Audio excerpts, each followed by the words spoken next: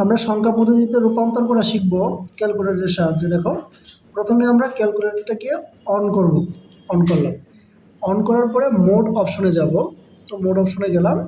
Mode অপশনে যাওয়ার পরে দেখবা যে একটা বেজ অপশন পাবো, বেজ। তাহলে এখানে এই ক্যালকুলেটরে বেজ অপশনটা কয় নাম্বারে আছে? 4 নাম্বারে। তাহলে 4-এ ক্লিক করলাম।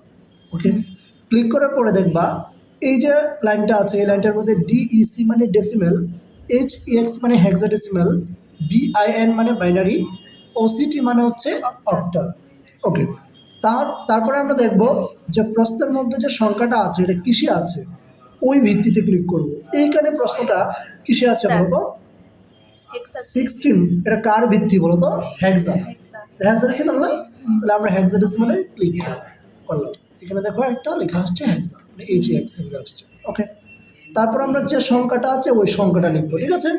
ওকে, এখন হেক্সাডেসিমালে তোমরা বানান মানে না কি বলে চলক পাইলে, মানে এবিসিডি এরকম পাইলে অনেক সময় শিফটে দিয়ে পরে ক্লিক করো, এই কাজটা করবো না।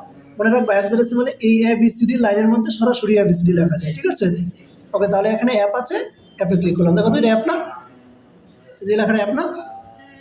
এটা ই, এটা ডি, এটা সি, এটা বি, এটা কি এ? এটা এফ। হ্যাঁ, এটা অ্যাপে ক্লিক করলাম। অ্যাপের উপরে কত আছে? 5। 5-এ ক্লিক করলাম। ঠিক আছে? তারপর হচ্ছে আমরা সমান চিহ্ন দিব। কি চিহ্ন দিব? সমান চিহ্ন দিয়ে তারপর আমরা সংখ্যাটাকে কোন জায়গায় নিতে চাই বলো তো? বাইনারিতে। কোথায়? বাইনারিতে। যদি অক্টালে থাকে তাহলে অক্টালে চাপ দিব, যদি বাইনারি থাকে তাহলে বাইনারিতে। যেহেতু এটা বাইনারিতে আছে তাহলে আমরা বাইনারিতে ক্লিক করব। উত্তর হয়ে গেছে, শেষ। এটা উত্তর। ক্লিয়ার ব্যাপারটা নাকি সমস্যা আছে? কত? 1 2 3 4টা 1, 0 1 0 1, শেষ। পারবা কেউ?